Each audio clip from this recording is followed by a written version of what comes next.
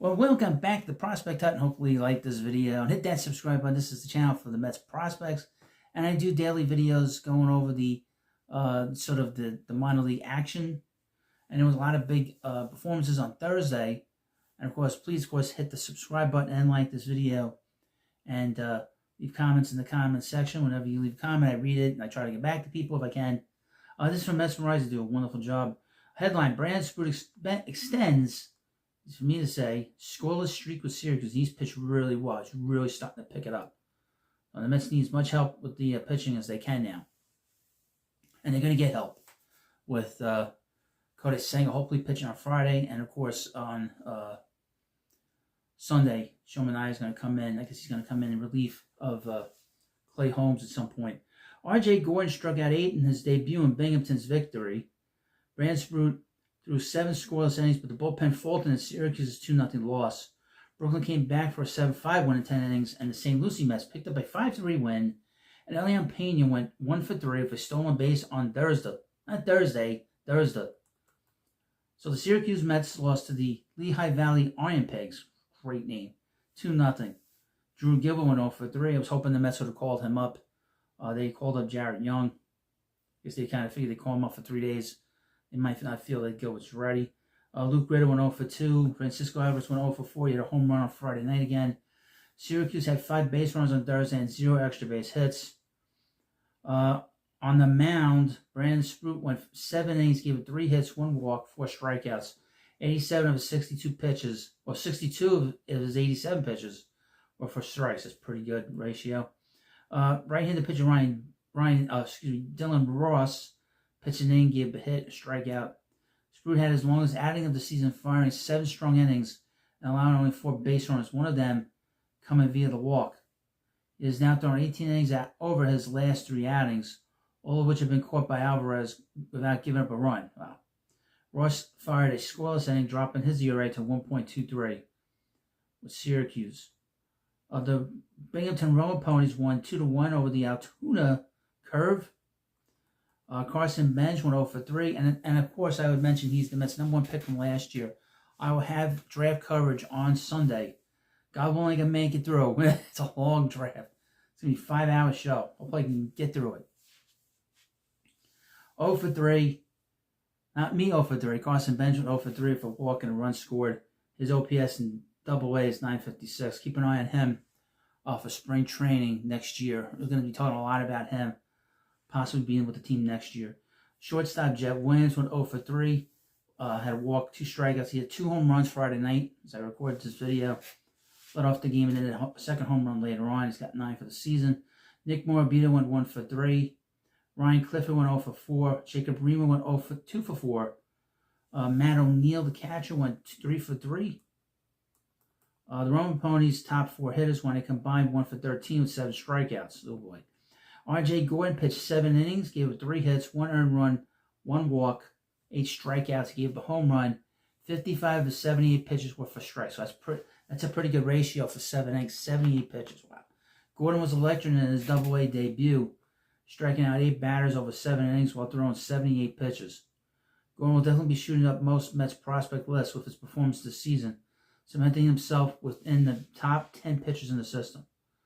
The Mets pitchers that they drafted have done from last year have done so well. And it'll be interesting to see who they draft this year come on Sunday. High A Brooklyn beat the Wilmington Blue Rocks 7-5 in 10 innings.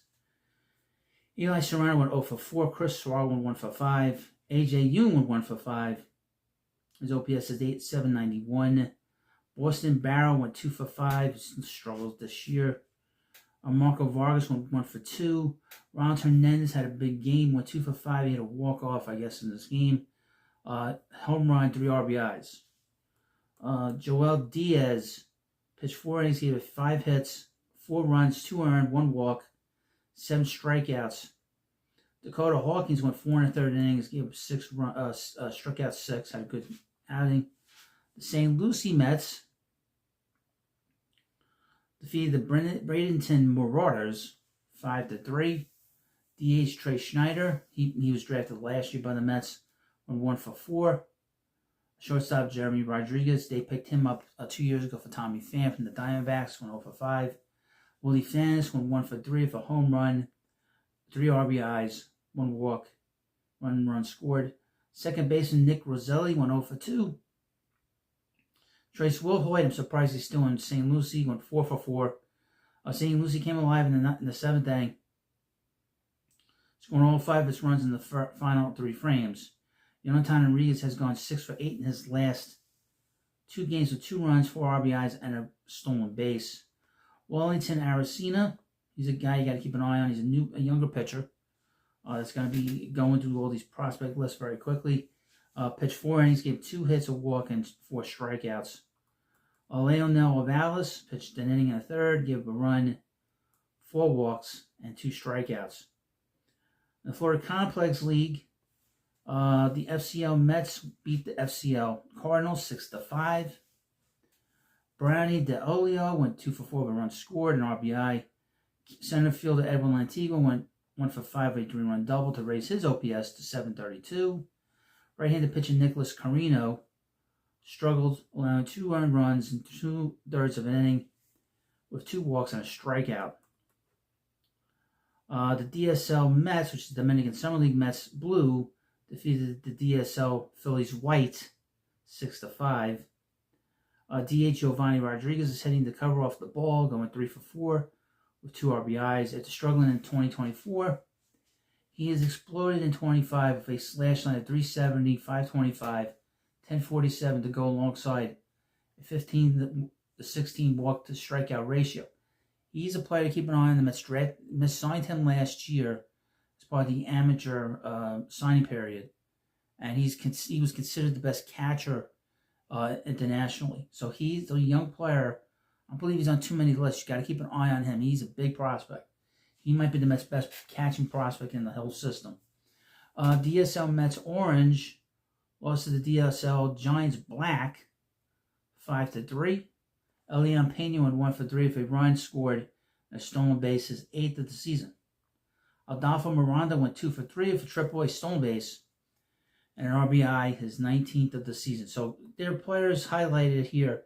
Giovanni Rodriguez will go back up. Around Hernandez, that's for sure.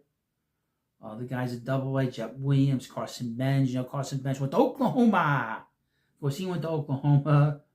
A lot of Mets players went to Oklahoma. Jacob Bremer, another guy to keep an eye on. Brandon Sproat, the big name from Thursday night. So that's a guy I want to keep our fingers crossed, and hopefully the Mets can get him up here to help. The Mets can use as much help with the pitching as they can, because I don't think that David Stearns really hasn't much of an appetite to sign a big free agent and waste the money to see these guys sign and then get hurt. So thank you for watching this video. Of course, I will be on the Baseball Hut on Sunday to cover the draft. We've got so much to cover, so many players to go through before the Mets pick their first pick at number 38. I will mention the last time the Mets picked number 38, ironically, was David Wright. And next week David Wright's getting his number retired. I will not be here, I don't think, to cover it. I don't think I'll be home that day. But I will be there in spirit at the ballpark and spirit with you online when that happens. But I thought that was interesting that the last player Mets picked 38th overall was David Wright. And that's an interesting side note. So thank you for watching. I'll see you later.